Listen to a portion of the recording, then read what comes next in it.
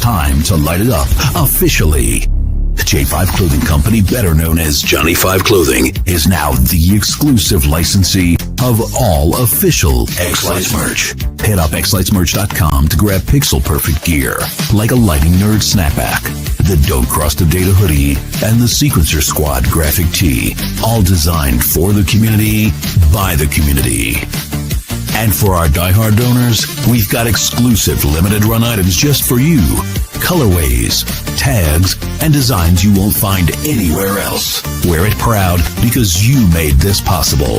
Every single purchase you make sends 100% of the proceeds directly back to xLights, the open source engine behind your favorite light shows. So rock the gear, fund the future, and show the world what it means to be part of the Pixel family. Go now to xlightsmerch.com. Powered by J5 Clothing Company. Style for the season, support for the software.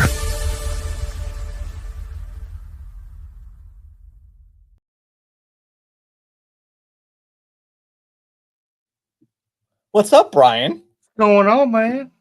Not much. I've been busy. Oh yeah, that's to say the least. I I have to schedule an appointment so I can learn LOR. How's that? Yes, you do need Yeah. LOR. I was just talking to Aubrey. So, one thing I was just noticing, our intro commercial talks about the xLights merch.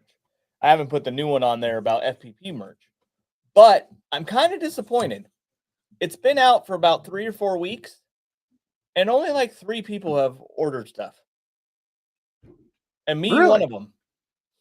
Like, Oh, you would think people would do stuff to support xLights. Like, Oh, yeah. overall donations is down lower than it's ever been. no. And so we were like, oh, we'll give them something they actually get for with their donation. And not that many people, and I don't understand it. Like, it's a Well- free software everybody loves, and nobody does anything to like really support it anymore. It's Well, crazy. maybe we need to repost it in the groups and stuff. Maybe I think people so, should but listen to it. I don't want to like spam it though. You know what I mean? It's that hard Yeah, line you of, gotta. like, I want people to do this, but I don't want to spam it everywhere. Yeah. Because I think FPP and xLights both should be getting, donations and stuff like that. And the Heck merch yeah. we thought was a cool way because then they actually get something for it. But yeah. So I'll have how to- was I'll your have to go weekend? on- I'll have to Because go on there and look. that was something I just thought of right now. And but anyways, how was your weekend? Shitty, crappy. Why? Well, Well, yeah, I you think- weren't here last week. yeah, I think I'm gonna have to get my wife a new puppy because she won't even sit in her recliner that she shared with Oh, her biscuit.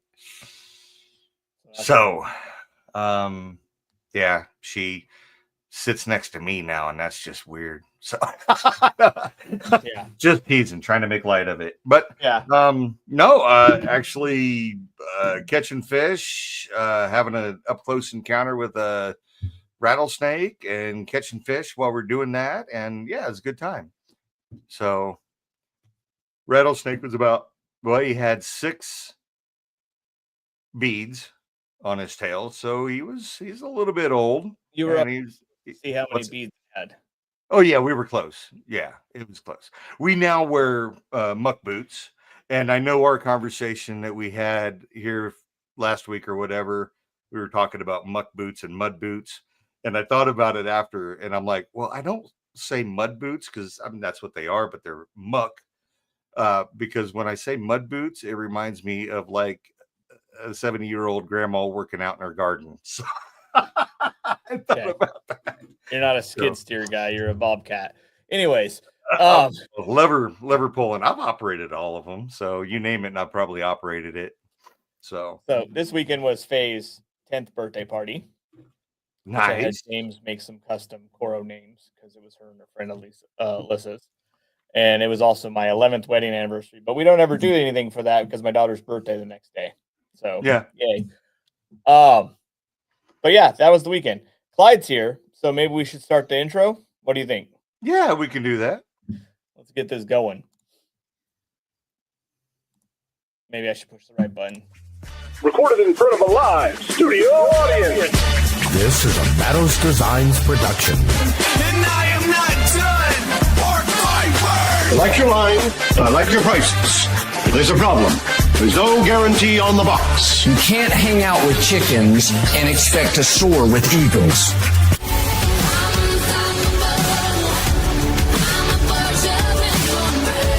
Guess who's back? Guess who's back? An electrician got your light worker. And now your hosts, JR and Brian. Oh, we can handle it. We're professionals. What's up, Clyde? Clyde! How is it going, guys? Can you hear me good? Yep. Yeah, good. yeah. Leave it All Charlie. right. All So right. Clyde is no shy guy to being in live videos and heck being no. online all the time. But I don't know how many times Clyde's actually got to talk about what he actually puts on at home, because he is one of the few vendors that actually does a home display, which I think is really cool. So we have Clyde on here to talk about what he has at his house. What do you think, Brian? Heck yeah. Are you working? I told you not to do anything else but this right now. I'm on the clock. I'm never not working. Jeez. So I know how that feels, because Yeah. you're never Right. not on the clock. I'm You're glad always- I'm glad you made it home safely and got through traffic and everything. So Yeah, well, sometimes I actually have to leave the house, well, yeah. It's Yeah. good. It's good to go somewhere. Oh yeah, absolutely. So yeah, we're talking about putting a home show together, huh? Yeah, we're talking about what you do and then a little bit about yourself, because a lot of people know who Clyde is, but I don't know if everybody knows Who everything Clyde about is. Clyde. Yeah. Just I- PPD I- Clyde. I don't know how far back you want me to go and talk about. Well, But I mean, there's a lot. I mean, with the lighting stuff, we'll start with the lighting stuff, I guess. I started doing a home show back in when I bought my house in Leechburg, and that was in 2004. I didn't actually do a show. I had been living at home with my mother until I bought the house in Leechburg. And it was a weird time between me moving from Cincinnati back to Pittsburgh, and so I stayed at the house for a while. My old bedroom, and I was in my mid-20s, and I just got excited because, man, I could decorate her house, and she had a big house, and we had a huge yard. I grew up with a huge yard, like 3/4 of an acre in town. And so that year I was like 25, and I decorated the crap out of the yard, and I found all these cheap Christmas lights on sale the week after Christmas, and I'm like, these are like 50 cents a box. Like this, I was doing a little better in my life at that point. I was like, I could throw like $50 at this and really have like a bunch of these for next year. And that's kind of where I started at. I mean, my mom was the one who kind of started me down the path. She liked the idea that I was interested in putting lights up, and I always wanted to do that. And I did that at the age of 10, and she would kind of feed the habit, but she didn't feed it too much because, money's tight. So, I was happy to get what I got. And so I went hog wild with lights and different decorating stuff. And the next year, I'd say I was 26, and I hadn't moved out yet. It was that winter, and I just put all those lights up, and just everywhere. I had them all over the trees, and and it was not pretty, but it was pretty. It was the best that house had ever looked. Awesome. And she was excited. She was very excited. But then the next year I moved into my house. I bought the house in Leechburg, and I took all my lights with me. Not all of them. I left some there, and my sister still put some around the windows and stuff. But for the most part, I gussied up what I had. I cleaned it up a little bit. I had to fix some of the house up the first year, and that's it. It all started there with just regular AC stuff, and then after that, I got known for being extra festive during the holidays. You're extra festive no matter what, dude. yeah. Festive in the fact that whenever I went to work, I really enjoyed the fact that when people came in, because I worked in a restaurant, I did food service for 25 years or so, roughly, and I would go into work, and the holiday Christmas music could come on. You know, they changed the channels whenever I wasn't there. But if the Christmas music wasn't playing, well, you knew I was there if the Christmas music was playing, because I would automatically change the channel back to it every time. And then I would buy stuff and I would decorate the restaurant with it. And I was so keen on getting the really good deals at the end of the year that I got enough stuff to do the whole restaurant inside. I didn't have the inclination to go outside. And that's where I got the nickname when I worked at the restaurant. I got the nickname Winter Wonderland. And the district managers, the vice president of the company, they'd come in and they'd see the store and how it was decorated, and it followed. Whatever store they put me in for that season, I did the exact same thing there, and I just did it with what I had sitting in my closet, you know. And it was easy because I just had a simple process for doing it there, and it was probably, I want to say 2007, whenever I saw the Wizards of Winter video that we all know and love from back in the day, the one with Carson Williams or Wilson rather, and then after that it was Richard Holdman, and you know, those kind of people kind of got me locked in on doing animation. And so in 2008 I left my job, but I switched to a different restaurant and a different company, and then I started animating at my house. I put new power to my house. I rewired the entire thing. It was a lot of work, and I couldn't afford to do it any other way than do it myself. So it started in 2008, and it just went and got out of control from there. So isn't it crazy though now that I see Richard Holdman and with you more than I see some of my family? Like the guy that made most of the people do this, we hang out with pretty regularly, and it's kind of cool. Right. Definitely.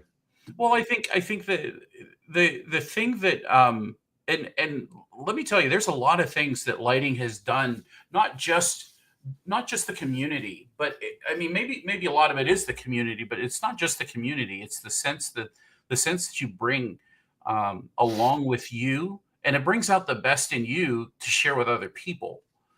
And that's really like the hard part in things in life, is to find out what it is, what's the best part of you, what do you put all your effort into, and how do you grow that so that other people catch on to it and that you inspire them. You know what I mean? Mm-hmm. Yeah. And the moment that you connect with people, and that's what's so weird about today is that we can go on these trips and we can go to these minis, and like, you know, last weekend we were all together up in Northeast Ohio and had a fantastic time. But we're with our lighting family. We're with the people that we spend time online with and chatting with the most, because maybe I love all my neighbors. I have great neighbors, unlike somebody else. That's for another show. I hear they're moving. Well, yeah, there's been a series of unfortunate incidents, but to say that that I act the same way around them, because they don't get the excitement. And once you make that connection with somebody that you actually really are tuned into doing the lighting thing, and people know that, it's easier to connect with people. It just makes you a better person because you've made a connection to yourself and to other people, and it allows you to just grow together as a community. Definitely, it's for sure. That's spot on. So speaking of the community, we're gonna go through some of the comments people have made. I know. Before we asked the last question that we have for this first guest intro, because Clyde's a pro and went through everything that we have listed here. So we got one more question for him. So let's go through the comments real quick and then we'll move on. I was going to apologize to everybody because there's a ton of comments. So I know. I'm going to start at the beginning and just pop them all up as we go through. So. Oh, Brian Michael. Yep. We got John Bridges. John, I don't think I've seen him comment before. Hey, John. Mark Dixon. Mark is commenting from Facebook and YouTube. Yeah, he's all over the place. Yeah, man, he's Devin. Oh, he's a double Devin. watcher. There's I got to Ron. give it Devin, and then Ron. He was on the Oh, Ron wants to take LOR training too. Yeah. Yeah. We'll make it a date with Aubrey because she's And then Mark's busy. just saying hi to Ron. Like I'm just going through all of them. So, Yeah. All right, what's this? What's Go what? put Larry back up there. What do you have to ask for Larry for? Oh, that's for you, JR, because Oh, we for don't me? have an affiliate on Oh. the PPD page. Oh, well, the affiliate thing on the PPD page is PPD could pick twice a year when to do the discount. So I'll get with them to see if We'll it's get that. time of year. So Yep. we'll do that. And then Ron's And talking they're back. back. To Mark. Okay, they're back and forth. Well, go to the one. Go down. Brian's actually makes words in the next couple. It must run in the name because I did the same exact thing. He spells Ron's his name correctly. So. Yeah. And everybody else saying hi to Clyde. Yeah. Clyde is a popular person. So Yeah, he is. This is awesome. Oh, you skipped that one about you giving up your display real quick, huh? What? I don't know what you're talking about there. I must have missed something. Mark, I don't know what happened. All right. Mark, right turn, Clyde. There you go. Yeah. I give it to you. Yeah, I did. I have it. I still have it, but I haven't done anything with it yet. So, right turn, Clyde. Oh, and Christmas on Crest Line's watching. That's pretty cool. That's going back in the day. Matter of fact, I just saw. That's the 70s. That's from the 70s. Any which way but loose. So that's exactly right. And I went to my mother forced me to go to the movie theater to watch that movie. To watch that? and she thought I would appreciate the monkey more than watching Superman the movie. And I was like, I want to watch Superman. No, you don't. You want to watch the monkey. It has your name in it. I'm like, I don't care about a monkey. I want to see Superman. I was probably like 5. Mark's the Whataburger Yeti is in my cabinet at home. I actually drink water out of it. I just don't use it in public. Hands down, best burger joint ever. Whoa, we're not going to start a fight on the podcast. It's not a fight. It's definitive. So you can fight if you want. I'm not fighting. Hello, Alicia. All right, so that's all the comments right now. So here's the last question on our introduction. This might be hard for you. Tell us something nobody knows about you, Clyde. That's a good one. I actually have something, and it's very recent. I used to hate dogs. Really? Yeah. What? I used to hate dogs. Oh man, I can't. Man. I can't. Recently, oh my God. Yeah. So seriously, I had a very bad experience whenever I was in high school. We grew up with cats. Okay. And I have an affinity for them, but I don't own any pets. I used to have hair too. Of all the things I've lost in life, I miss my hair the most. So, but that's okay. I've saved thousands of dollars by never having to get my hair cut again. So I'm not going. There you go. Or you just cut your own. You're a military guy. Thank you for your service, by the way. Thank you, Brian, for your service too. Well, thank you.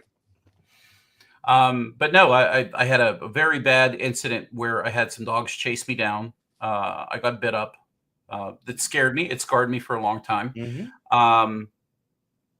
I learned that I needed to avoid those dogs specifically, but more than that, I just didn't go around them. And as I got older, I watched how some people, not all people, were not very meticulous or caring or loving or attentive to their pets. Yeah. And some people are quite lazy. Okay. So when you go out and you're cutting grass and there's dog poop everywhere, that's not fun. And so I had a lot of that, and it's like I don't have the pet, but I have to pay the consequences of somebody else who's too lazy to deal with it. So that was another strike against the dogs. Yeah. But the older I got, and then I met Robert, and I had to bite my tongue I don't think I've ever told him this, but I had to bite Oh, my Robert tongue. doesn't even know He this. had four. your dogs. Yeah. Dude. We were. If you want to watch a really old video of me building a controller, I built an F16 V3 way back in the day. It's on my Leechburg Lights YouTube page, and we were drinking beer, kicking back, having a great time all day. And he let his dogs into the shed, and his dog, who was like 1,000 years old and sounded like he had smoked 2 packs of cigarettes a day, would sit at my feet as I'm recording. And it was a good dog. It was fine. Like he didn't bark or anything, but he snorted. And you could hear every noise this dog made. When it breathed, it was breathing like it had just finished like 6 packs of cigarettes. Like it was very odd. And I had to fight through it because I really liked Rob. I got along great with him. Him and I were good friends online, and we were becoming better friends because we started hanging out together more, right? Mm-hmm. And so this is 2015-ish. And I'm like, well, this is his house. I have to respect him. And the things that I noticed after that day, there was no dog poop on the ground. I didn't have to step in dog poop. They were well behaved. They didn't bark, although they barked whenever they felt the need to. Like, and I get that. Like like when you're around a dog and the instinct it has, even after you put your hand down to let it like know that I'm not threatening you, just shut up. Because that's the mindset that I used to have. So it was years and years of me knowing Rob, and when going down to visit and watching how him and his wife and his kids took very good care of all of their dogs. And they've had a number of dogs over the years. And all of them grew on me. Absolutely every single one of them. Up until the point of 2 weeks ago, he called me up and he said, would you mind watching the dogs at your house while we go on vacation? Oh. So are they all there right now? Well, for an entire week last week they were. And so if you're friends with me on Facebook, you already know how the story ends. Yeah. But I have never ever had a dog in my entire life. And I had 2 dogs that I took care of from last Monday until last Friday night. And it was the fastest week of my life. It was a terrific, fun experience. So is Clyde dog So hunting? I would shelter. consider having a dog. Yes. Small dog, not a big dog. Small dog. That'd be awesome. Look at that. So you gotta go with dog. You know what? Man. You know what? Sometimes you just have to let some things go in your life, and you have the right people point you in the right direction. So there's something that nobody knew, and I really have never said that story out loud. So there you go. So I'm anxiously waiting for your next videos to have a dog in the Oh background. yeah. You got to go hit the shelters and the adoption agency. I have to learn. I have to learn. That's so like my MO is, and this is how I took on lighting. I would absolutely bury myself in every bit of information and knowledge in exactly what I needed to know in order to pull things off. There were things that in lighting that we generally knew, but then there were things that we had no clue about. I didn't know how to solder. I understood what wiring was, but I didn't know how to build a controller. How do you build you have to solder a controller? Back in the day, you had to solder a controller. Like you seriously did, or you had to pay somebody to do it for you. And so there were so many skills that you had to learn about and then practice on, and then hope to God you didn't screw it up. And so that's that level of research. I'd probably go a little overboard, I'm sure. But yeah, I'll apply the same kind of practice to doing that exact thing. So Christmas on that's Crestline thinks you're going to get a barking Christmas present this year. I don't want any presents whenever it comes to that. He wants to pick it. Because I want to. If I go forward with this, then I'd like to pick. I'd like to pick out my own. Contains live animals. Open. Yeah. Don't wait till Christmas. Yeah, don't wait till if the floor is wet underneath the tree. Open immediately. Don't worry about any boxes you receive of me with holes in it. Yeah, yeah. So. Oh my God, that's awesome. I never knew that. So that was nobody so ever awesome. did. Yep, it's one of those little things that you hid in the closet, and I can talk about it now. So yeah, well, people are making suggestions of what type of dogs you should get now in the comments. Are they? Yeah. Is that Yeah. Okay. So You just can see so them on the everybody side now on the knows, screen. just so everybody knows, nothing like mid-size, small to mid-size. That's it. Of all the things that I had to deal with, like picking up the droppings of a dog, it's no fun. It just isn't. Like, not gonna lie, but you deal with it. Okay, so you go do it, and you do it immediately. And once it's done, it's done. It's like you don't have to worry about it. So I like that. I like being outside with the animals, and that's fine. And so if you have an inclination to share in the comments, go right ahead. But for what it's worth, He's picking I'm his own more damn attracted dog. to something that is small or medium size, and anything larger than medium size, I'm not. What are we talking about here? The bigger the dog, the bigger the poop. Okay, that's what we're talking about. You need like a schnauzer or something. It's got a lot of personality. Oh yeah. Yeah. And matter of fact, you can cut his hair to match your goatee. Oh yeah. They have goatees. You mean I could shave him? Is that what you're saying? Yeah. Yes. All right. Yep. Look, so we got dog suggestions here. And then don't get a miniature Dachshund. Yeah. They are. I had a Dachshund. I grew up with a Dachshund. I don't want a miserable animal. I want something that's happy to run around. I will not get a Jack Russell. So I'll tell you a story about Jack Russell. Sorry, John.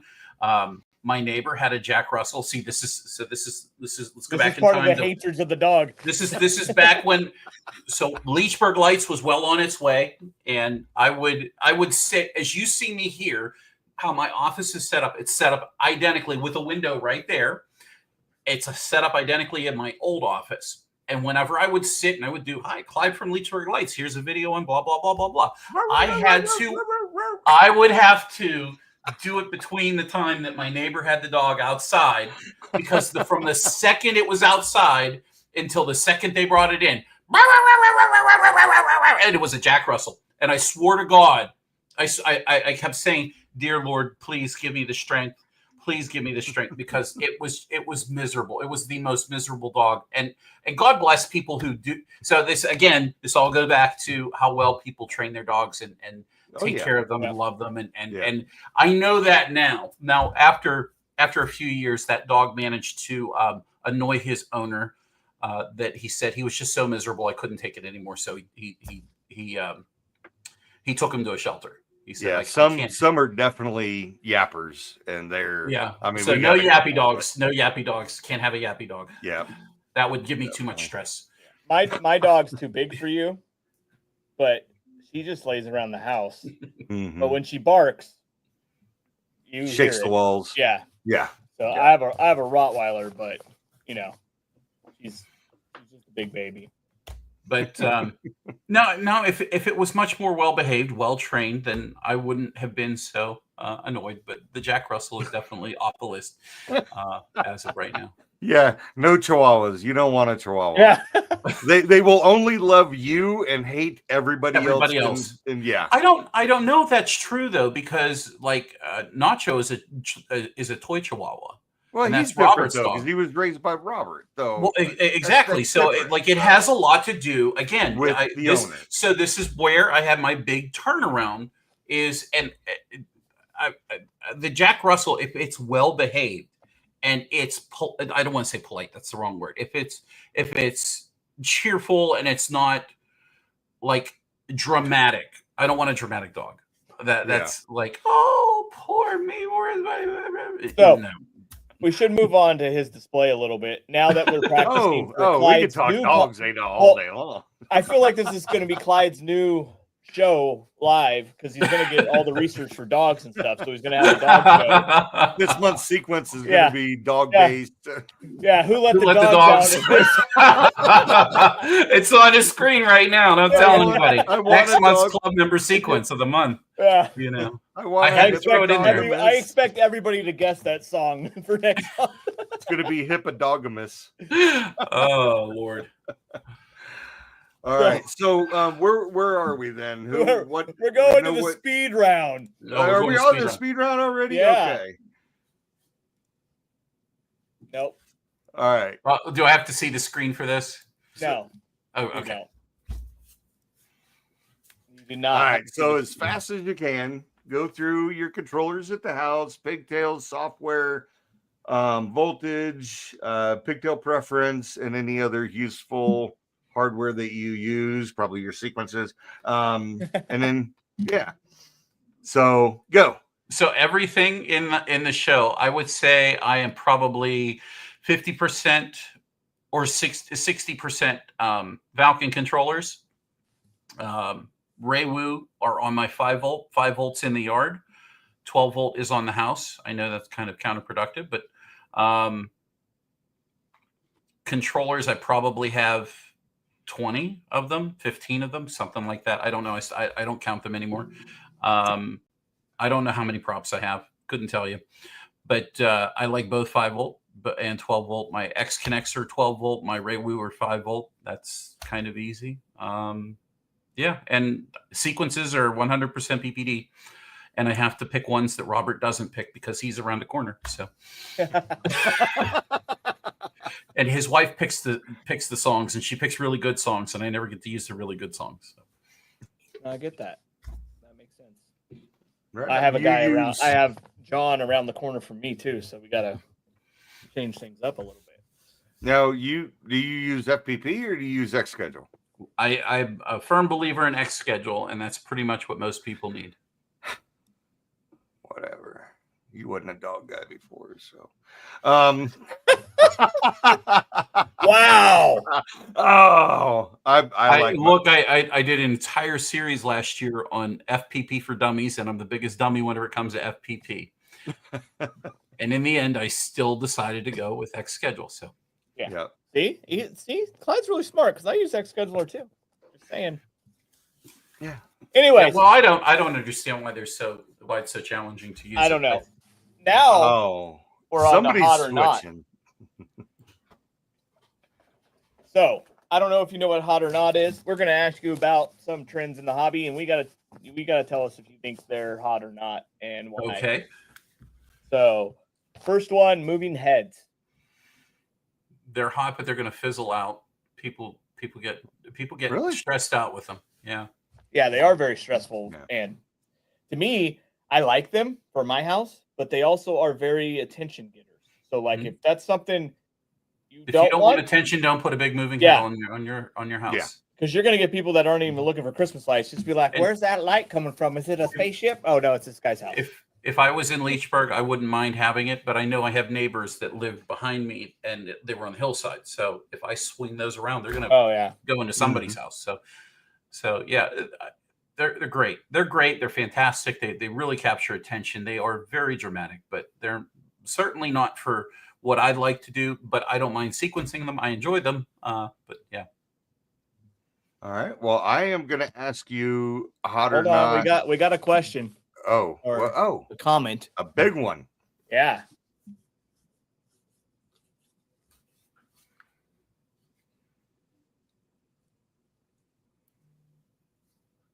So Mark's asking because they are so confusing. He's asking. Well, I didn't catch the end of it. Can you put that back up, Brian? Please? Yep. He's asking. The biggest issue is most sequencers use different ways to sequence. Has any of the vendors had a conversation on making a standard to make things easier? And the answer is no, because it's hard to make a standard when the developers give you different ways to do things. I have a literally a carbon copy house, and people have these houses. It's a split entry or bi-level, whatever you want to call it. And there are millions of these houses across the United States, and not one of us who has this style of house decorated the exact same way. So there is absolutely no way in the world that anybody in the community is ever going to agree on, this is how I should name my props, this is how I should sequence my moving. So that's unfortunate. So yeah, the only way I think there'll be a standard way of sequencing moving heads is if xLights only had one way to do it. But also there's all these sequences that exist with multiple ways, so how could they move to one way and make everything not work? Exactly. So so there's more to it than that too. So again, put my hand up. I don't use moving heads in my show, and I don't feel the stress of everybody trying to make what I've done work in their show, other than they're stuck and they bought something that they don't know how to use. And you know, when you program a sequence that's literally, we only charge $20 for the sequence. Like, that's the $20 sequence is what causes people the most stress. And so how much support can you afford to give to that?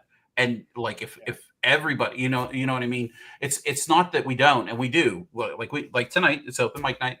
If people come in the room, and we've spent all night talking about moving heads. And that's generally what happens at the beginning of the season. But after a while, people get used to them. They figure them out for themselves, or they find the things that don't work for them and they avoid those.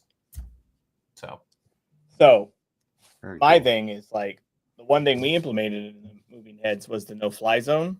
So you didn't have to screw with your sequence, in hopes to make that easier for people to use. Except for the no-fly zone takes a little bit of them figuring out. But the goal with that is you could put anybody's sequence on there and it won't shine where you don't want it to. At least that's a simple step for that. But yeah.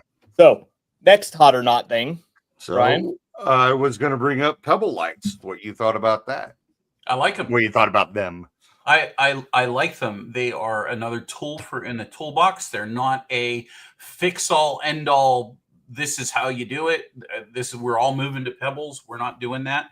But they are phenomenal whenever it comes to the ability to morph them into so many different projects. So I like their versatility. I like how simple it is. They're a string of lights, and the downside certainly would be if one goes bad, you probably have to replace the whole string, because it's hard for people to solder. People have challenges or issues.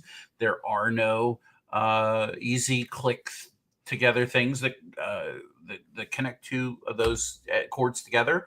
You have to use some sort of connector, outdoor connector.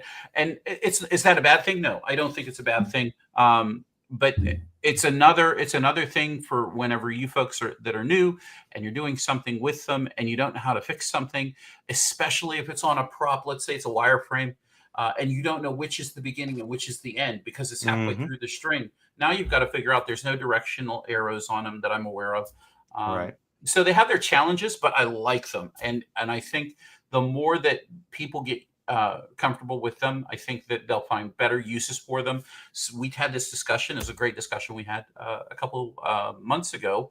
It must have been in December or January, whenever I was working on my Snowman wireframe, and everybody said, well, why don't you use these seed pixels? And I'm like, I didn't think to use those because I have a bunch of 5 volts that I want to use. And I wanted to play with my 3D printer, and so I think they're great. I really do. And they're so versatile. There's so many things that can come up with it. Not only that, but new products. So for example, you, JR, you came up with a Kraken system. Now, I don't know what that all is based on. I'm not saying they're the same thing, but it is a phenomenal and interesting addition to how we display our stuff. And it's a way to not have a cookie cutter setup compared to everybody else. They're Evos inside of the Kraken stuff, so they're a little bit bigger and a different chipset than what people consider seeds, because they would be bigger seeds. So you're fading in and out a little bit, JR. I don't know if that's something too far away. Probably because I'm putting these papers in front of my microphone. Okay, you probably shouldn't do that. Yeah, I probably should not put the papers in front of the I'll- microphone. I'll pretend like I printed out the questions here, and I'll have them with me as well. I don't have a stack of papers to grab. Oh wait, I do. I have Well, he's always harping on me. How come you're not printing those out? Can't I'm hear like, me now. No, there you go. These are still the same ones. It's not like I print a new set out every time. It's just the same ones. I got my notes from everybody on them. Brian, you still have a notebook with you everywhere you go? Some habits never die. Some habits never die.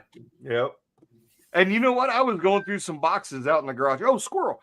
And I found some of my old notebooks that I used to carry in my breast pocket in my uniform. And I started going through there, and I'm like, holy cow, my handwriting wasn't worth that crap. But it didn't matter. But Wait, did you used to remember write that? worse than you do now? Yeah. Oh, yeah. Whenever you're standing and writing and you're taking instruction from leadership, you're like rushing to get everything down that you need. Yeah, totally, Brian. Oh, yeah. You have your own version of shorthand. And if you were out on a job site, you know, and you're in a dump truck or a loader or excavator or whatever you're working on, you know, and you're needing to take notes because the boss is yelling at you, you know, I mean, your engine's running and all that. So, yeah, you're doing very abbreviated shorthand that only you could read. I should post some of them. Nobody would have a clue. So before we move on to the more deep dive discussion about your display at your house, does anybody watching have any hot or not questions for Clyde or any of us? Any fads or anything you want to know what Clyde thinks about it? Yeah, I'm usually not shy about my opinion, but no, definitely not. I think sometimes. Oh, I don't know. Hello. I'm pushing buttons. I was going to give you a kiss there, Brian. Right.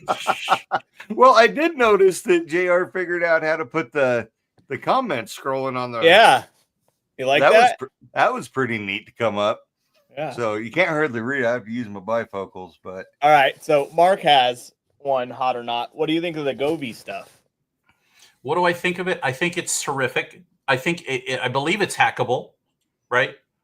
And I mean, honestly, I can go back to 2013, which is the first year I started using RGB, and it was inspired because of the Gemi or Gemi, however you say that company's name. Gemi had these strips that were on sale at Sears, Lowe's, Home Depot, and I was still in the military back then. And I walked in my uniform and I was like, hey, everything's on 50% off sale, whatever. And I said, do you think you can do any better than that? No, we'll hook you up if you buy them all. And I bought this whole, I don't want to say it was a pallet. It was like a bunch of boxes, like 20 boxes of them. And there were multicolor LEDs and there were single color LEDs. And I came home and that's what got me, those are exactly what got me into the RGB side of the hobby. And that was 2012. That's what got me inspired to learn about pixels. And so I have no experience with them, obviously. There are plenty of things to this day, you can go pick up. And if you figure out what protocol it's using, where the entry side of it is, what voltage it's using, you can convert some things over into xLights world, make a model for it. And I think it's terrific. It truly is a way that you can get away from everything being carbon copy, and every show looks the same, whereas you can do some different things. So I really like that. I think that's a great idea. Well, and kind of a follow up with that too was the Twinklies. Mm-hmm. So the Twinklies. So we had tried using some things with Twinkly in a commercial setting. And so I'm not as knowledgeable of this because that fell a little bit more on Robert's side. He had the controller, and there were definitely challenges when we were trying to make them work. And so for simplistic reasons, we opted to go with something that was a little bit more robust. Not that they aren't, because we don't know. I don't know, but something that was a little more well known that we knew was reliable. So. I think they're just as good. I mean, people are having good luck with them. I've seen some pretty interesting setups with them in it. You know. Okay. And then Martin had one last one. Oh, sequencing a group or model and submodels? So, well, that's kind of tricky, right? If I had my way, I would sequence only on the model level ever. I can do so much more because of the fact that I am engaging in individual model sequencing versus doing everything in a group, because I can't always accomplish the things I'd like to accomplish. But over the years, I've had to always think about the end user. And to me, it is far more important to make something work the very best that it can in any situation. So that's whenever I'm sequencing, that's my goal. And so when somebody imports something, that it's going to look as best as it can in the way that they set up their show compared to how we set up the layout. There's always going to be questions why something doesn't work, which is good because it leads that person to understand how, oh, I can make changes, and these are the kind of changes I can make. And because it's impossible for me as a sequencer to imagine every scenario of houses out there. Mm-hmm. So that's a good question. Nope, I totally get it. That's hard to do because you're now sequencing for everybody. I'm sure if you were just sequencing for yourself, you would go crazy on per model. But Yeah, you got quiet again. Yeah, you got Really? quiet. And there's no paper in your hand. There's no paper in my hand this time. I you know. go, there you go. Yeah, you were just, and then just kind of faded away like you were. I don't ready to fall know. asleep, so I don't know. Maybe I turned it up a little bit. That's weird. There we go. All right, well, let's try that for a while. Yeah, we'll try that. We'll see how it goes. All right. So now we're going into like the deep dive of your home display, Clyde. And I'm saying home display because you do a lot of stuff with other stuff, but we want to know about your house. So what do you think is the most popular prop you have out there? I really don't know. It's everything to me now is in it. I'm in a new place. I'm in a new town, a new neighborhood. I have new neighbors, and I get along with all of them so far. And I don't know. I haven't settled in where everything actually goes just yet because in fact, this summer, a couple of weeks, I'm going to start. The garage is going to get started construction. And so that's going to shake up where and how I can place props in certain areas of my yard. And meanwhile, because there's going to be a whole area that's going to be a new driveway, and I'm still going to have to use the old driveway. So it's going to be different. But I really don't know what everybody's favorite part is because our neighborhood's a little bit different. I don't have the direct communication with people, and I'm not pushing my show out for everybody to see and garner a lot of attention for it. And what I mean by that is I don't advertise.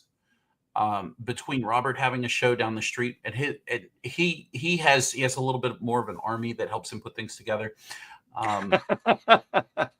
They're getting older and moving away, though. Yeah, not yet. As long as they live in that house, they're putting that show up. But the thing is that I'm at a point where there's things I'm just probably not going to do. I'm probably not going to put a bunch of crazy stuff up on the roof, and because the wind we get here is just insane compared to what it was in Leechburg. So I really don't know. I just don't have a good answer for that. All right. Well, I'm going to grab the one from Derek here and ask if there's any new PPD props in the works. He loves the PPD wreath. I do too. I have two of them. I'm going to share that you all. Well, it's not from us, but in a few weeks, there's going to be some new, interesting props that are going to be released, and you definitely want to be a PPD club member whenever they come out. I'm not saying that there are models, but I like to think that maybe one of them was inspired by me. But in general, they will make terrific additions. So I'm not gonna divulge any more than that. So, but we can keep talking here. I do have. Between Robert and I, though, if we were to get onto like a PPD prop, I have an idea for a exclusive PPD prop, but I don't think that that's going to come anytime soon. So, oh, Alicia, I wish I could.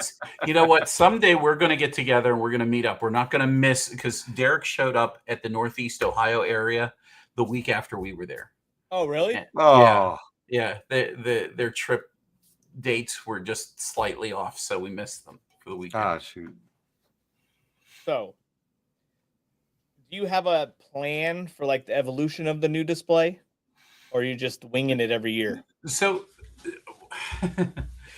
I always take what I do at PPD so serious, and I mean that a lot, in the fact that people will ask me, would you please do you still have time for this? And I do have the pleasure of working with a lot of great sequencers, and I also have a hard time telling people no. So if I can see that there's something that I can do to special that I feel like this really needs to be done, I have a hard time saying no to. So generally I have to finish those projects before I let myself put my own show up, and that usually pushes me up until the week of Thanksgiving. Because I have to get it done for them, and so I have a hard time saying no whenever it comes to that. I understand that. I put up a display in 2 weeks for less. We won't talk about your timing, boss. Hey, so and I'm not gonna lie, I get everybody that I know to help me. And Clyde may know. Can you map this? Somebody had his own little army that helped him for a couple of years. But that's the thing. So that's I'm just like everybody else whenever it comes to their home show, especially in the new house. I've had 2 very weird years here with wind, and I thought I nailed it down the first year, but the second year, the last day really kicked me in the rear end. My PPD wreath was ruined. 90% of everything on the house was ripped off except for the icicles. It just kind of sucked. So I had to put Ron. Oh, look at this message up there because we know all too well JR's schedule. So the redesigning the show this year, it's going to be. I don't know what I can do to redesign it because I don't have the time to exactly build a new show. So it'll be rearranged probably. So kind of going into the next question, because you've already started out fresh. What did you bring or not bring from Leechburg Lights to your new house? When you were doing that first year when you were... From the first year of Leechburg Lights to now, and how is it different?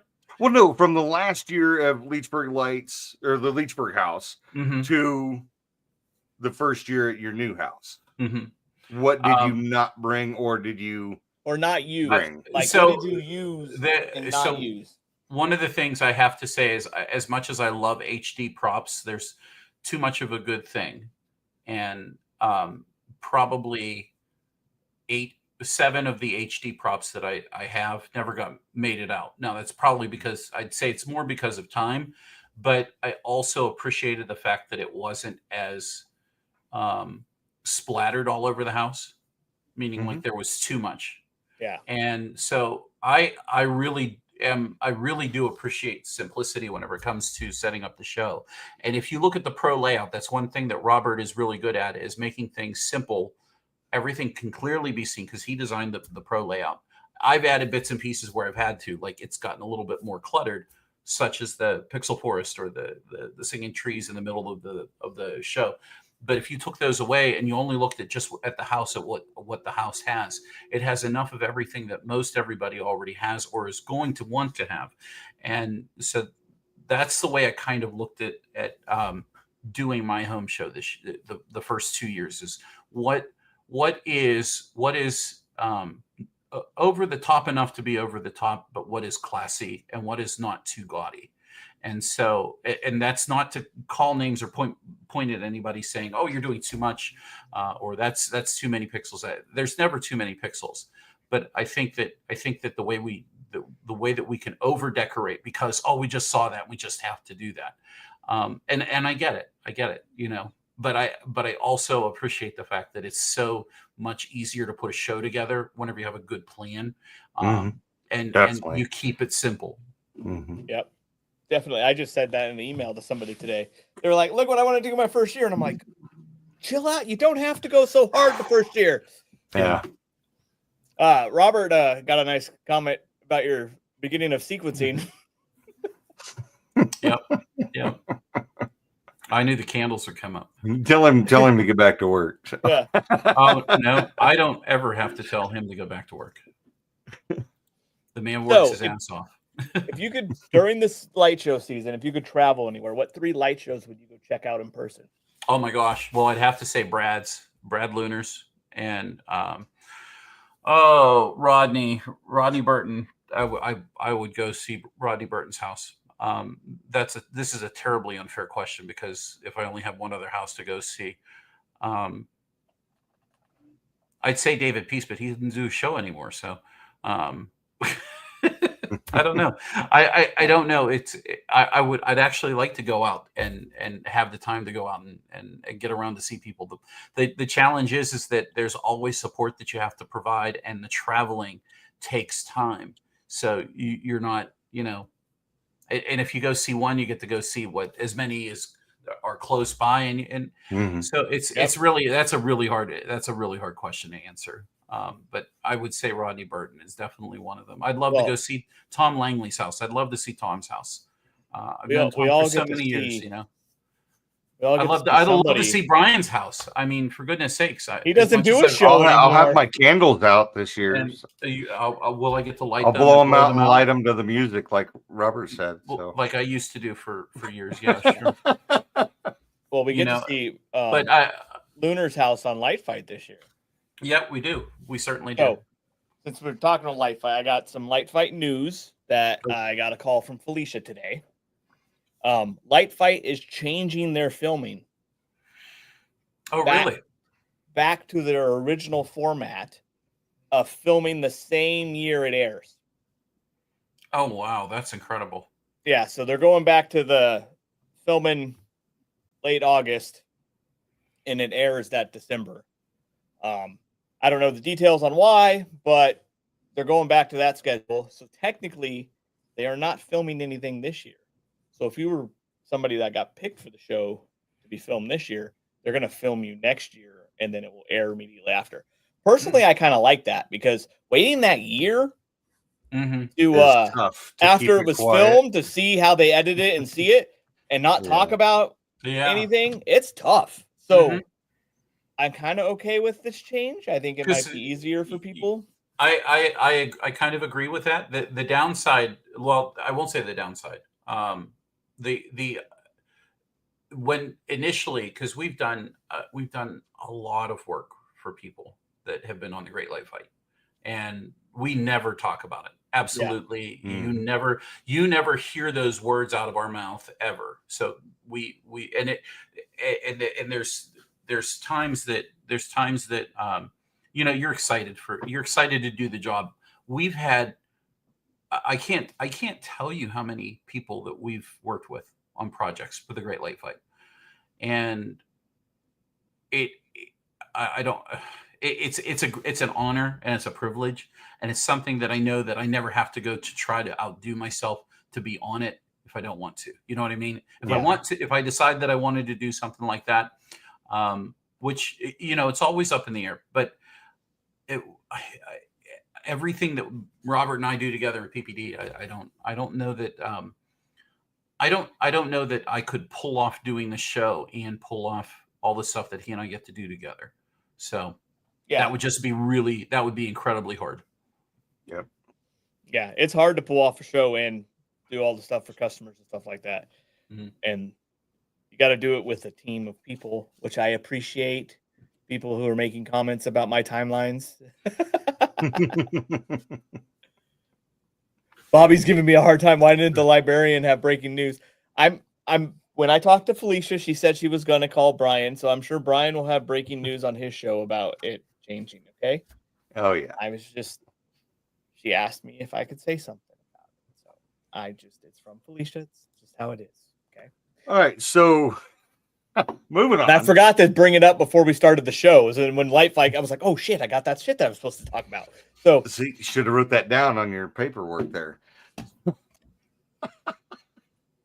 So, Clyde, what's the best advice you can give somebody new coming into the hobby? Because I know you've given a ton of advice, but what's always your go-to advice? So I think there might be 2 points that I would really impress upon people. And the first point is, don't have a dream, but realize that you have to be realistic. You absolutely have to be realistic. We see it every week, and Brian, this isn't a cut on you by any means. We see it every week. I'm selling my show. And, yeah. And Yep. and it really does, especially whenever it's somebody who's been a club member, somebody who I've had one-on-one chats with, because I have a chat list of my own, along as many of you guys do. I'm not the only one that's helped people. Oh yeah. But for the past 15 years in this hobby, you build up these relationships with people, and you just know that they are going down a path in such a not so good way. And to try to remind them that please don't overdo it. Don't overdo it. And it's hard to know when you've overdone it. It just is, because it's like eating that cake for your birthday. You know, if you eat too many pieces, what's going to happen? But man, it tastes good going Right. down. And you forget, your eyes are bigger than your stomach, and you order this thing, and you're like, oh, where do I? And so I say that's the second thing I would say is you have to give yourself, what would you love to see your house look like in 3 years? Mm-hmm. You have to say, your first year, you literally need to tell yourself, what do I want in 3 years?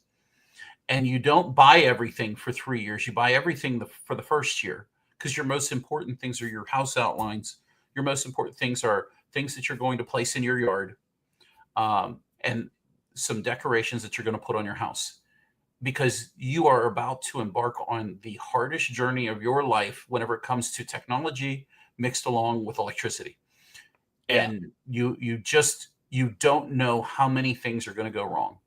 And until you can do a basic one, a basic show now is 10,000 pixels. Like, that's basic to people. And I'm like, I started with 3,000 or 4,000, and that was 15 years ago almost. And so, I think those are the 2 points. Your eyes can be bigger than your stomach, and to plan for 3 years down the road. And there's no reason you can't build your 3-year house in your xLights model. Mm-hmm.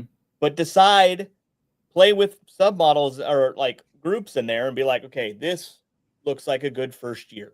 And then I'll add this, and it's a good second year. And then this is my 3rd year goal. You know what I mean? Because like my first 2 years, I just had a mega tree. One of them was a 50 count, 5 volt, 16 strands. And then the next year it went up to 100 count, 32 strands. And then I went on to more stuff.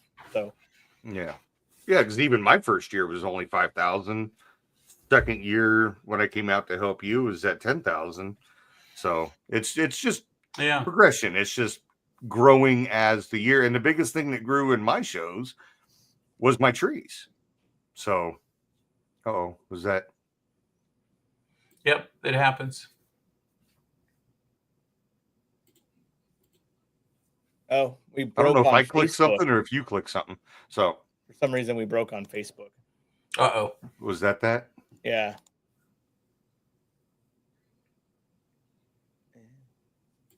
I don't know. So maybe it will fix itself. That was our notification. Maybe that's why Brian or Bobby said that we broke the show when we talked about the Great Christmas Light Fight stuff. So I'll work on fixing that. We'll keep moving forward on YouTube and on the other Facebook pages. So if you're on Facebook, you're not going to hear me say to go to YouTube. So anyways, I think you were next, JR. All right. So no, I did the 3 light shows. Oh, and no, I you just did the best advice. Okay. Pinch poke. What do you think the next must-have prop is going to be? Possibly what everybody learns about coming up the end of this month. I knew that was going to be. Oh man, I'm looking forward. Could be an easy one. It could be an easy one, but when we were at the mini last weekend, and it was said at least 2 or 3 times, sometimes the best prop that you do is the one that you make on your own, and there is really, so I have a good friend, and I'll give a shout out to him. His name's Jeff Schauger, and his wife, newlywed, Jeff and Jennifer. They've been putting on a show for years, and I've helped them religiously through chats and messages. They jump in on Tuesdays. We do a get together before the holiday starts so that he can start getting back into the swing of doing stuff, and because he forgets things every year out, you take 6 months off and you forget this stuff. So so he sends me messages as he's trying to slip back into doing what he was doing last year, and he gets earlier and earlier every year, and he's getting a little better, right? And so one of the first things that he asked me last year, he says, how do I do this? I need to add this to my show. And I'm like, well, I've already taught your wife how to make the custom models, and your wife's pretty good about remembering it. She writes down, like you, Brian, she has her notebook, and she keeps her light show notebook. And she had the exact instructions that I gave her 2 years ago. And then using those instructions, they made their own carolers out of a wireframe from Wizard of Wire. They made carolers. They made he decided to buy a piece of Coro and cut his own word out and hang it up over top of the front of his house, like above his front door. And it's the word believe, and it's in cursive writing, and he did it. And I was so incredibly impressed with that it was my favorite part of his show. And he has a very nice display, but that whenever it came time to set up his layout for mapping and what do you think is the best way to go about this, and she did all the submodels for it. I suggested maybe try mapping some of the spinner stuff into it, maybe try mapping some of the PPD stuff into it, but you're going to try to do different things different times when you map your sequences. And whenever I saw videos of him sharing this show, I just couldn't have been more proud for them. So I love the fact that people will go out of their way and make something that's that meaningful and that special. So that's what I think is the best thing to add to your show. The new great thing is the thing that you create for yourself. That is awesome. I love that. Very much so. So with your show going out at the new house and stuff, have you had any awkward or funny interactions with the new neighbors that you have out there? Or did they come out and say, hey, there's a guy around the corner that does this exact same thing? Anything like that? They all know the ones who we talk with the most, because we do a little block party here. It's probably going to be in a couple of weeks. We usually do it in August. They all know that we're friends, and it was a surprise to see his show move in back in 2021. Whenever after COVID, he bought that house, and then it was a surprise whenever I rolled up with my truck. I'm sure you guys saw on Facebook the days that I took everything from my house, loaded it, all the shop stuff, all the show stuff, threw it in the back of my pickup truck, and took pictures of the truck as it left the old house. And I showed up, and I literally started putting my show up outside of the back of my truck. I unloaded it, go put it on the house. Unload it, go put it on the house. And so people were shocked. They had no clue that it was coming. And after the first year, they're like, "You guys are friends, aren't you?" And I'm like, "Yeah." So I don't know. I think it's pretty well received. Again, we don't advertise a lot because we know if we do, it'll turn into this never-ending cycle. And we both, up the road from me is a dead end road, and there's no way to get out except if they go around the block. And if they go around the block and they back it up, then our neighbors will never be able to get home whenever they have to get home after working their 8 or 10-hour days. So we want to avoid doing anything that's going to blow ourselves up. Yeah, no, trust me, I'm trying to do the same thing. I don't want to bring the light fight crowd that I had at the orchard to the new house. I am trying really hard to not make it popular as it was, just to make it be there. So Mark has a question for you. Mark says, Clyde, do you have a day job, or does sequencing pay the bills? If not, what does Clyde do or used to do? So I started, previously I was a restaurant manager. I've managed restaurants for nearly 25 years, worked as an employee and Eventually got promoted into management, and then spent a long time as a supervisor and a manager and an assistant manager and a general manager. I ran 2 stores at one time. I wasn't exactly a district manager, though I felt like it. But that's what I did. That was my profession, and it wasn't as lucrative as one would think. But does sequencing pay the bills? Ask the 100 sequencers that are out there if the sequencing pays the bills.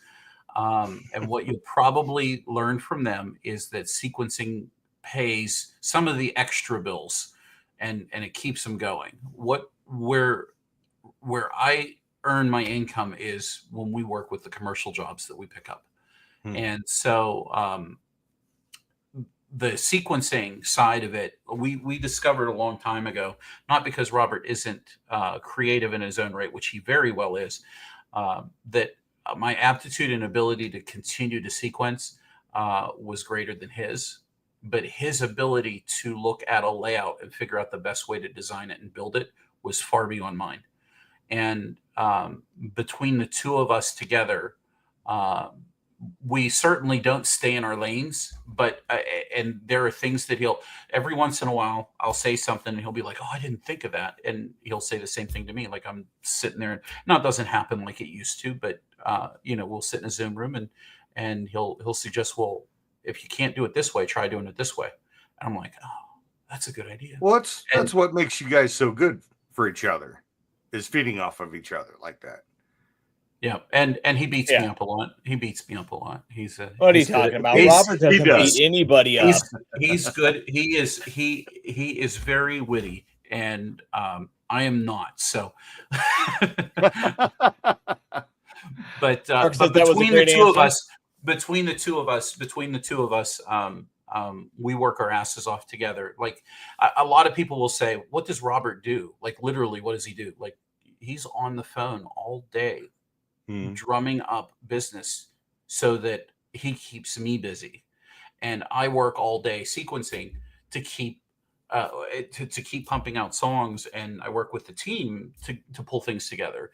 And, we do a lot of songs, and I'm very grateful for absolutely every song that people ask us to do. Like we got to the point where I stopped taking songs in June. Like we couldn't take any more. Oh, yeah. And so the thing is do we make money off of sequences? Sure we do. Like if I didn't, then but the thing is that what really carries us through, like we love our club members, obviously. Well, and I don't want people to think that but our goal has always been not to mooch off of the community, but to provide back to the community, so to speak. And you never forget where you came from. Never, yep. ever forget where you came from. 100%, man. Yep, definitely. And that's like the big thing. Like I don't think everybody knows, but like PPD, like yes, they do sequences. But some of the biggest shows you probably watched on the internet and went, oh, wow. Like, they didn't just sequence it. They, like, built it. Mm-hmm. Like, they designed, build the whole thing. And PPD does some amazing stuff. They're not just a sequencer. Sequencer thing, I honestly believe they still do it just to support and help the community where they came from. But it's not really the driving force in what PPD does. It's just something they offer to the community. They do some cool stuff. I certainly couldn't take the year off, and we love what we do for the community and with the community. But if I treated PPD like a day job, let's put it this way, and I only work 9 to 5 because I certainly don't. If I only work 9 to 5, if Rob forces me to take days off because I just don't ever want to take a day off. He'll be like, what are you doing? I'm like, I'm working. Stop working. Come over here and drink. I'm like, okay, fine. Because if not, I'll find something else to keep me busy with. I got to get on this. No, you need to take 5. I never get told that. Jeez. You can't come over here and drink. So that was something Rob said. He says the day that I moved in, he says you can't be over at my house all the time. And I'm like, what makes you think I'm coming to your house every day? And he's like, and so now seriously, it's not like I need to go over You there. can't come over every day. You can move close, but you can't be like here every day. So he doesn't want you to move into the house next door to him, right? Well, his neighbor sadly just passed away. One of the nice neighbors passed away, sadly. And I said, I know somebody who might be interested in buying it. And then I threw a curveball at him and I said, I'll move my sisters in there. How's that sound? He said, you wouldn't dare. Well, if you did move next to him, you could use his help putting up your display. Oh, well, not him, but his helpers. I certainly no. I see. I really have a hard time asking for help with my own stuff. My God bless my neighbor Dennis from Leechburg, and I'm still very good friends with him. Dennis takes care of the grass up there because it's a duplex and I have tenants up there. He takes care of the yard and the grass for me. I bought the lawnmower and I take care of things that he needs help with around his place too. So, well, that's his world. You got to take care of the people around you. You always have to take care of the people that need that extra eye over top of them. And that's kind of like what we do in the hobby too. So we take care of the people who come visit our shows. So since we started talking a bunch about PPE, let's go into a little bit of PPD questions. Okay. We kind of already covered this, but maybe we missed something. Tell us a little bit about what PPD does. So PPD is we are a for the community. We've always been about kind of education, spreading the word, teaching, and helping to understand this crazy hobby.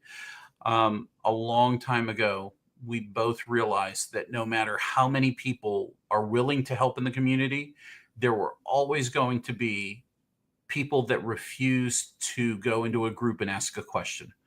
No matter what, they're going to mosey through it and they're going to get stressed out and they're not going to figure it out because they're, I don't want to say afraid or embarrassed, but something really stops them from wanting to stand up in front of other people and say, I have a question. And I mean, it's no mystery.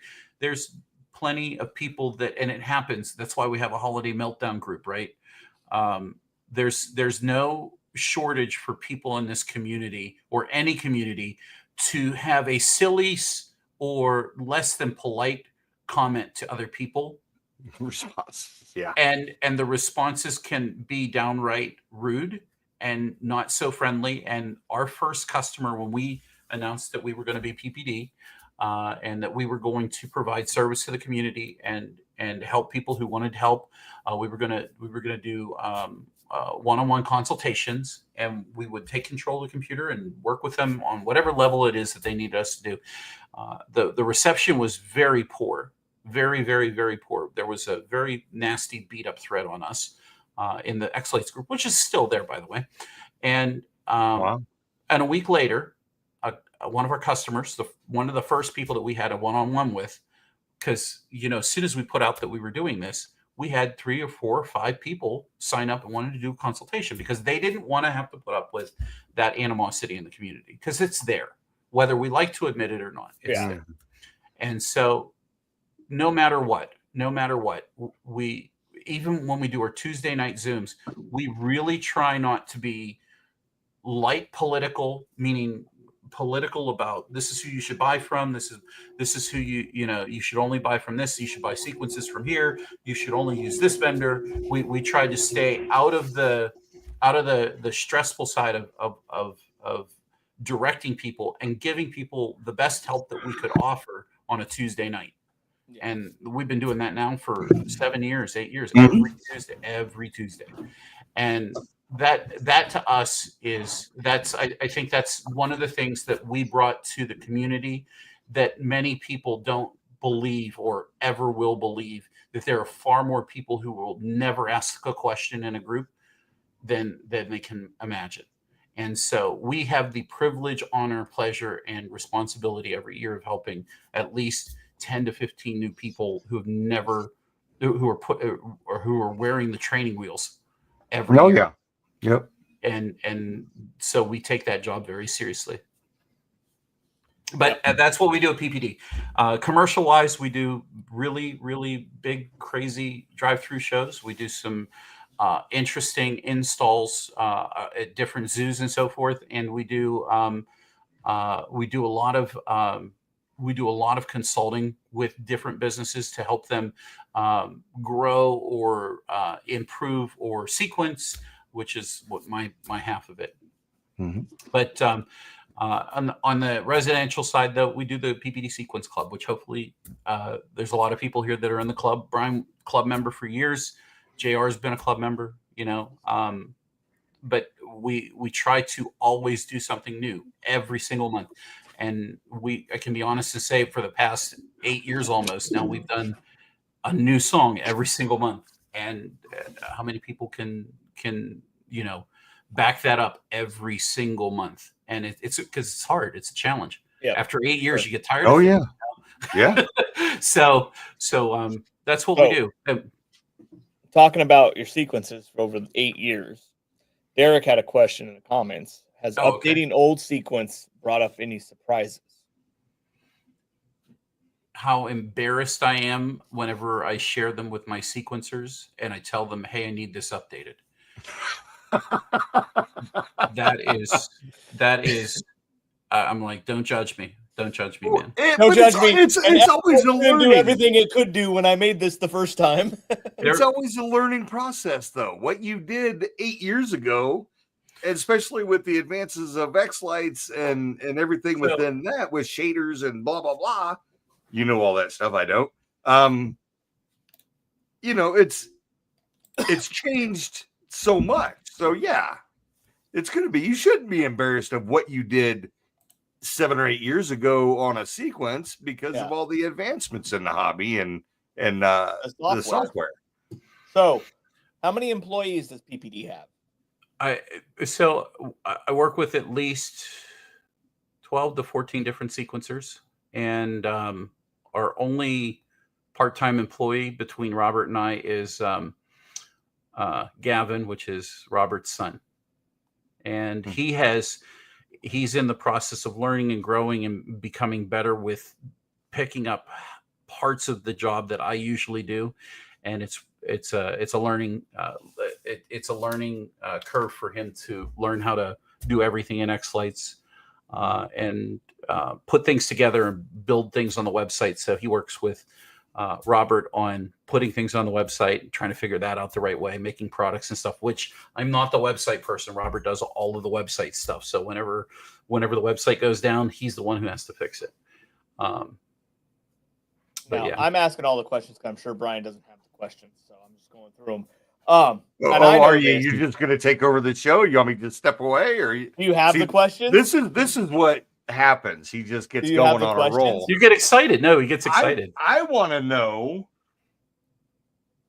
how we already kind of talked about it a little bit, but how did it all start with you and Robert? Because I remember watching a Leechburg Lights YouTube video of you guys building a controller, and I don't remember if that was 2016 or 2017. Apparently when the dog was under him. But it was if you go back to that video and you hear snorting and heavy breathing and wheezing, that was. I thought that was Robert because he was in the background. So I'm like, oh wow, Robert must have been congested that day. So so it was 2015. And maybe it was 2017 we did that video. Anyway, it was 2015, and I had done. It was the first year of xLights version 4.0, which is what we use and what was known as xLights Nutcracker 4.0. And I had the privilege of being requested to test out the software as an alpha tester. So there were 20 of us in the group, and the assignment was very basic. It was like, we want you to install this on your PC and tell us if it crashes. We want you to play with anything in there, move the sliders, press buttons, do stupid stuff, try to break it, and then report back if something happens.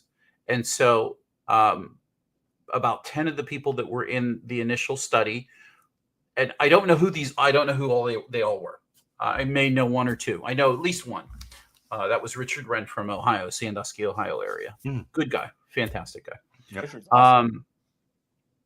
But I was told later by Sean, he said so many people were frustrated because they download it, install it, and they try to sequence with it, and it wouldn't work. It didn't do anything.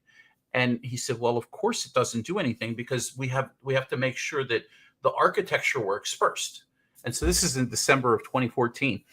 And I'm doing videos with LOR. I'm doing RGB videos and then into 2015, I started doing RGB videos and trying to get my LOR controllers, I was trying to get all of my controllers to work, the AC and all the stuff. And I was trying to just do really cool stuff with LOR that made it simpler.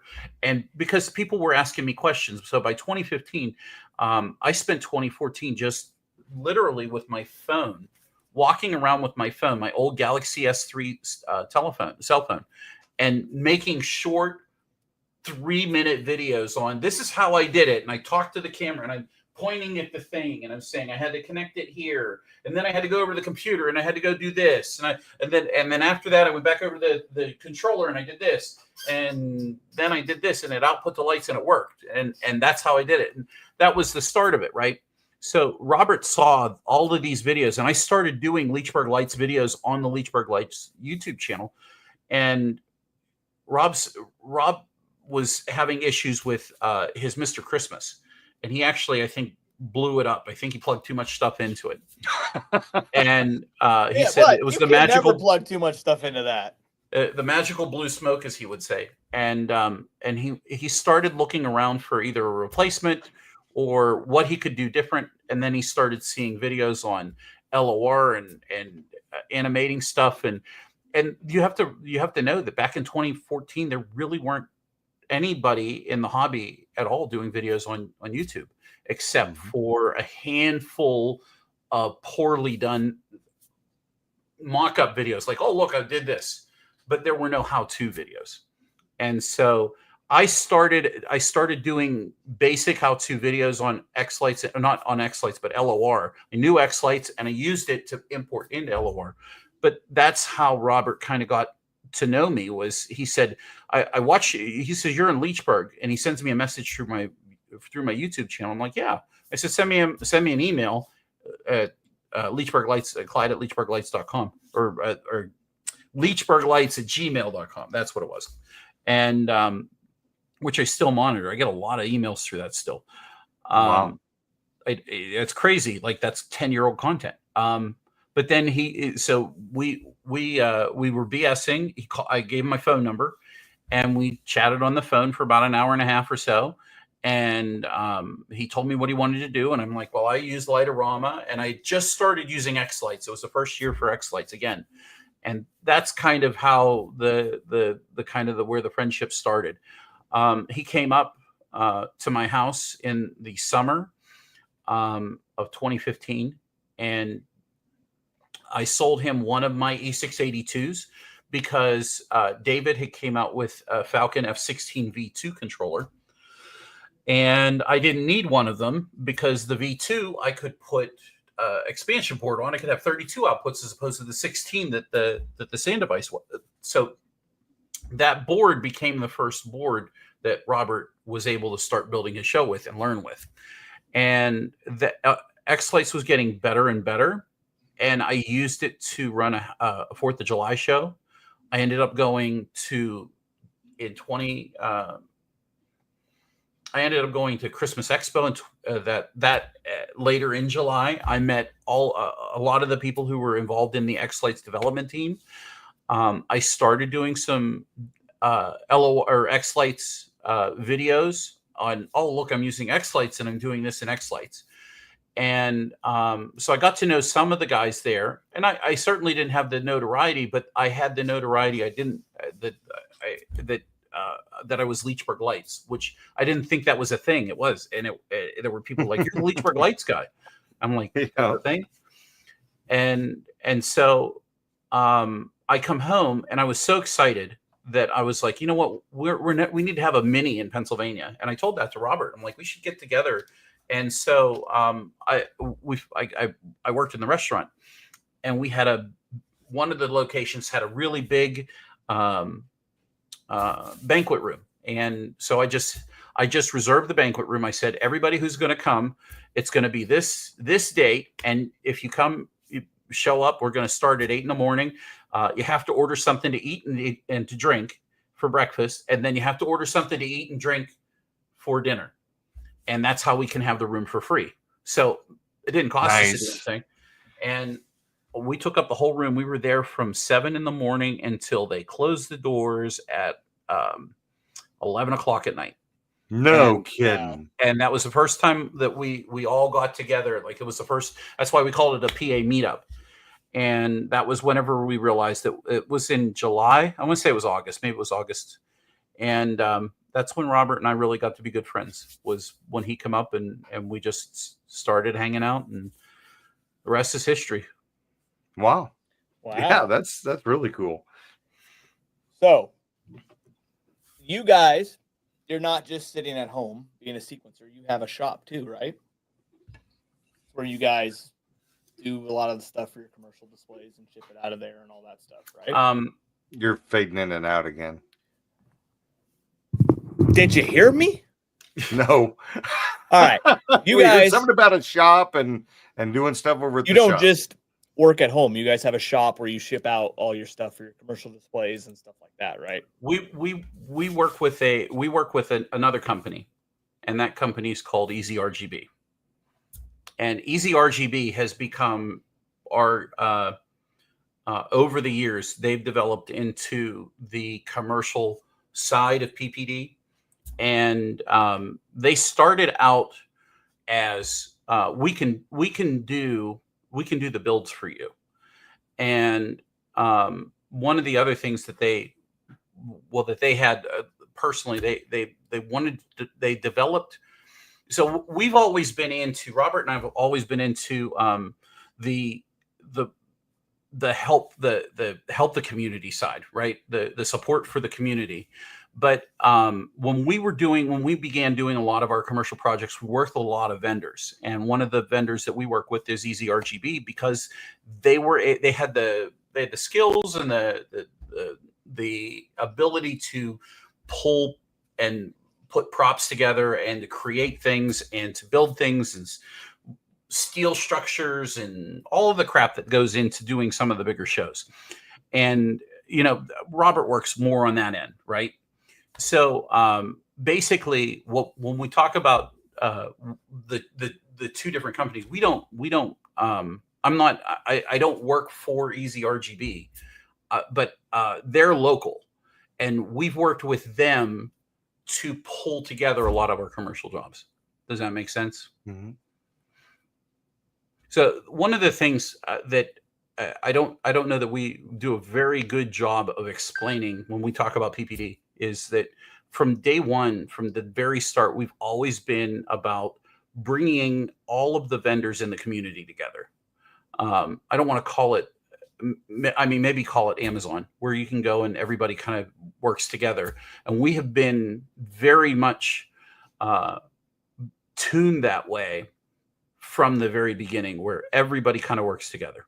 Mm-hmm. Where we work with this vendor to pull off this, and we work with that vendor to pull off that, and we work with this Coro vendor and this Coro vendor. I mean, we work with everybody, and we try to, and that's where the affiliate program came from, where our affiliates offer us different discounts and savings and so forth, just for the club members. So we don't ask for like a bundle of money off when we order something. We ask for a good price when we're trying to do a project. What can we do here?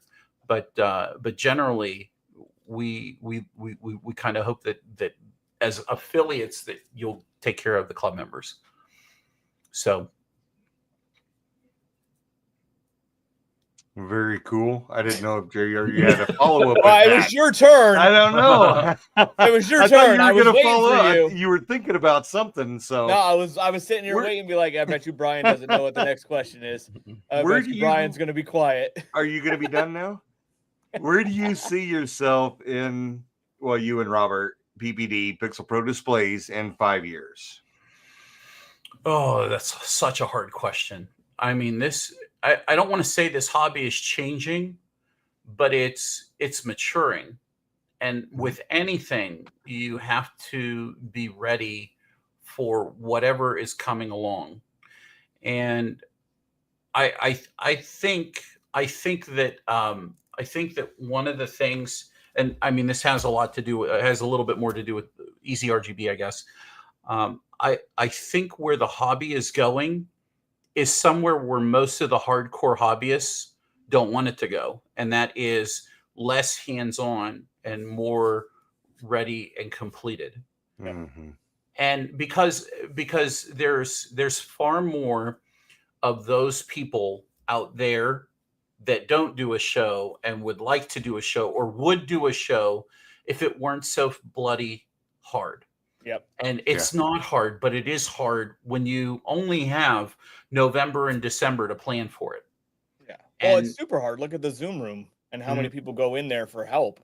Like that just shows you how hard it is to do this hobby. So and that's why we work with the guys with Easy RGB, because they're the programmers who work with our customers to build a back end that kind of pulls together for the end customer what they want, and they don't have to learn any of the hard stuff, or they don't have to go through a lot of it. So we spent a lot of time, incredible consistency. That's all I can say is the way our layout is. And with our consistency and the other consistency that other sequencers might have over the years, that means a lot to the end result of a project.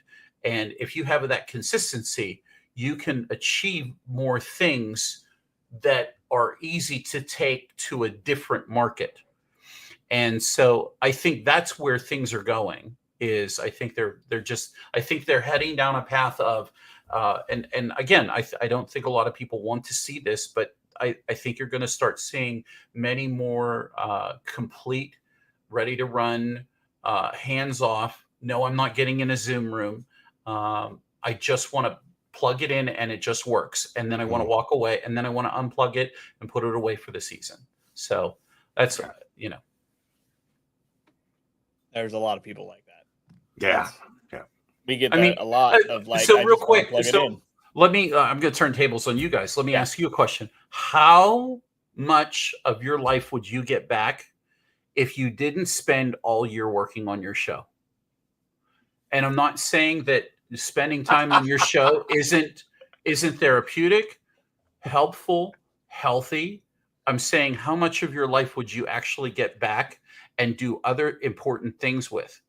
If I'm gonna answer this just real quick, because I'm getting a shit ton of fishing in and quality time with my son, because I'm not stressed that, oh, I got to start laying my stuff out. Oh, I got to mow. Is it going to rain again? And start setting up the steel with the mega tree, the snowflake trees. I haven't thought once about it. Now I do need to clean my garage and kind of get stuff organized. So, if hopefully somebody here in town wants to get it, I could easily load it on my trailer and get it over to them. But I mean, taking a year off for me, I do a shit ton of cooking, just like you, Clyde. I love cooking Thanksgiving meal, the full blown Thanksgiving meal. Yeah. My wife does the green bean casserole. I do everything. Challenge accepted. Let's go. Oh, dude, I'm with you. You have to come up here to Montana. I'll feed you good, man. I promise. And same here, because my sisters come down for Thanksgiving, and I do the same thing with them. So I get it. I totally get it. Like last year, I didn't have to worry about it. I didn't have to rush through dinner or anything, even Christmas dinner. I even do a blowout on Christmas Eve with or a bunch of horsey doovers. Hors d'oeuvres. There we go. Horsey doovers. my hick is coming out. But you know, I mean, We I don't also have try to- to make words on this show, not just I don't have to go out and babysit traffic. I don't have to worry about, okay, who's parking all the way up on my, my yard or anything like that. It's so nice because I could just cook, I can eat, and get fat and happy, and I'm good. And I'm a little bit there's different so than much everybody time. else. He is. Okay? He's a lot. I worry about putting up my display about 2 to 3 weeks before I put it up, and I will figure it all out. I in the last 3 years, I have not had the same display on my house, and I'll tell everybody on my team, I'm going to start putting up my display, and they all think I'm crazy, and I get it done in about 3 weeks, and I set it up. I put my Ring camera on it so I can watch it, and then I'm like never home. So it just goes. And I don't worry about traffic. I don't worry about anything. So that's let it run. same thing here. Same thing here. I mean, like I as much as I have things that I want to get done, I didn't get everything I wanted to do, but I spend so much time working and doing what I need to do to accomplish tasks for the customers, right? So whenever it comes to setup, I do the same thing. It's like when my last job is finally done, that's what I'm going to do. Is I'm going to go start throwing stuff out in the yard, and I think I am going to take a little bit of a different detour this year. I'm going to do things a little bit differently. Like I am going to mid-October, I'm going to get my controller boxes ready in October. I'm going to have my network sitting outside at the end of October, and I'm going to have all my network set up and be able to communicate. That way it's done. And then I can start taking props outside. So every year a little bit, because it's a new place, right? And I am doing things different this year, Brian, and everybody. That's only because I brought up Halloween like 2 weeks ago. And James, be ready.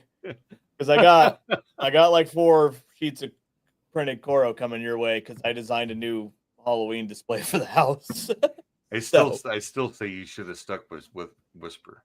But I saw Mark put a question up there. Sticking with Whisper. I'm just going to let the kids deal with it. Yeah. Right on. Yes. But normally I haven't designed Halloween or Christmas yet at all, and then I design all new stuff, and then I beg James to make it really fast for me, and it's all new. But this year I'm trying a little bit more ahead, so we'll see how it goes. Mm-hmm. It's going to be I stressful. love you, James. Going to be stressful. Yeah. Hey, you know what though? I mean, he has a hard job too, right? Like, oh man. My gosh! Talk about somebody to put some hours in. Mm-hmm. Yeah. And then he builds a drive-through on top of it. Yeah. Oh yeah, And I his forgot own about show. that project. I forgot that was a surprise too last year. Oh, you're doing a drive-through. Oh, goody. Yeah. So, if there's one thing you could change in the past of PPD, what would it be? If there's one, I didn't hear you at the end. If there's one thing I could change in the past, of PPD, what would it be? In the past of PPD, what would like it be? Like in the progression of your business, if there's one thing you guys did in the past that you would have changed and did differently? I have a few regrets on how I developed the pro layout after Robert completed it. I would definitely add a few submodels into the yard, but we're so far into it that I feel like if I go in now and add submodels to some of those props, people will lose their mind. Right. And we're to the point where we have 350 songs in the store. Mm-hmm. And now I have to go back and update 350 songs. And I'm still in the process of trying to update the ones that never had an update before. So, yeah. I personally, that's probably one of the things. I wish it's hard to say anything else that I really would want to change. I mean, this hobby and this community has changed me for the better. I'm a better man than I've ever been in my entire adult life because of this community. And I am grateful that I get to wake up every day and do what I get to do. Because I also I don't none of us deserve anything in life. We deserve what we get back in return for what we've given out. Amen. And Yep. so I deserve is a very heavy word that I almost will never use. But I also think that sometimes many people get to work. They do work really hard, and they never achieve something that they feel like is monumental in their life. And I'm so grateful that I have had that experience doing what I do. Yeah. That is, yeah. Holy cow. Yeah, that's deep. That was real good. Sorry, I didn't mean to go there, but No, that's awesome. I agree 100% with you. Like, yeah, I can't agree more. It's what you do is how things like will go for you, you know? Yeah. So other than the Secret Squirrel props coming out soon, is there anything else you would like to promote? Well, I will say that there is something very exciting coming up this weekend with Pixel Pro Displays. Yeah, and we'll talk more about this offline whenever you guys aren't live. Sounds like the affiliate program. And anyways, but in general, we're grateful to be surrounded by so many fantastic, solid, hardcore vendors in this community, and that there is going to be something very exciting that we're going to talk about coming up pretty soon. So, that's awesome. Yeah. Oh, and I also want you to promote your Tuesday night Zoom room with PPD. So, absolutely. So yeah, I know you brought it up earlier, and I'm like, let's wait. So but then I didn't want to forget. So it's about 6:49 p.m. At 8:30 every Tuesday, we jump into our Pixel Pro Displays Zoom room. If you go to pixelprodisplays.com and then you head on over to I usually have it open up here. The webinar. There's a drop down link that's called Learning, and under that it says PPD Zoom webinars. If you click on that, we have a Zoom room that we dedicate to every Tuesday night. We don't necessarily lock this room. If you do, anybody can use the Zoom room. Like, it's always there, it's always open.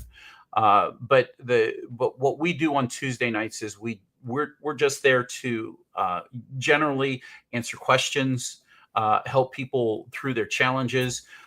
We typically charge for an hour of one-on-one service, and we get plenty of those, trust me. But there's also good questions that some people in the hobby, they're going to learn eventually different things. So it's good for them to sit in the Zoom room and kind of hang out and sit there and listen and learn. And then whenever something strikes a chord, then they unmute their microphone and ask a question, and that's when they learn stuff.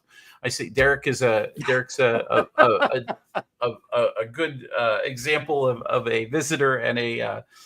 You can't tell everybody about Fight Club. That's the first rule. So, but we do, So we kind of stick to we try to stick to whenever it is an open mic night, like tonight in a few hours. It's going to be at 8:30 tonight Eastern time, because I don't know who's watching and when they're watching. If you jump in the Zoom room, we typically have an open mic night every other week, meaning where we just open it up to anybody can talk about anything they want. We do have a prize drawing tonight.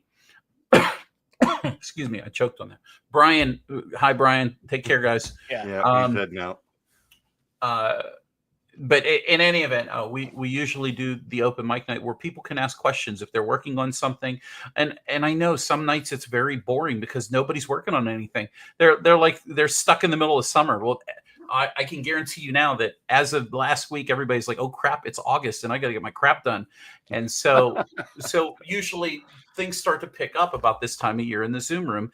And we have a very laid back approach to answering questions, and we try to be non-threatening, and meaning you don't get bombarded with the same answer from 7 different people, because Clyde's always non-threatening.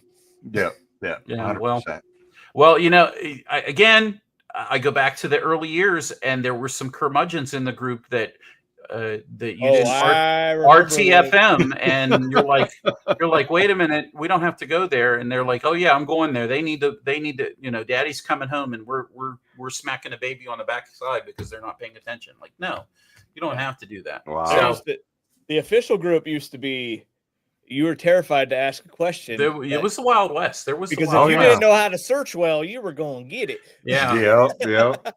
Tongue lashings, keyboard lashings. Yeah. So yeah, and then on the opposite weeks we do a live webinar. I'll come up with some topic. Usually it's something inspired by something that somebody asked a question on, or something was brought up the week before, or something that somebody sent me an email on. And if it's interesting, I like to answer questions and do new content, new video content for people who are trying to get to grips with the hobby. So that's what we do on Tuesday nights. You're welcome to join us.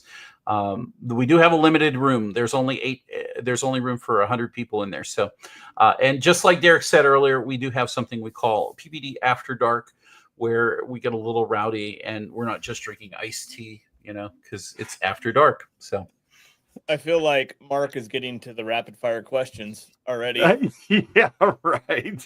Is the Minecraft movie worth watching, Clyde? I have no idea what that is. Well, I saw it with my kids, and it was okay. So, I thought it was a joke. So I didn't even know there was. I don't know. Yeah. Are there any good songs in it? I need to know. Oh, right. Oh, yeah. Yeah. There's shit. I forgot what it is, but my kids sing it all the time. It's something about lava chicken. Yes, my kids love lava chicken. Lava chicken. Yes, sounds like something it's a sequence. Put that in your. I'm sorry, Clyde. Put it in your notebook, Clyde. Lava chicken. Yep. Okay, lava chicken. Yeah. Okay. All right, so we're gonna get to the rapid fire questions. We're only gonna do a couple here because one of our good friends, the Librarian Show, starts pretty soon.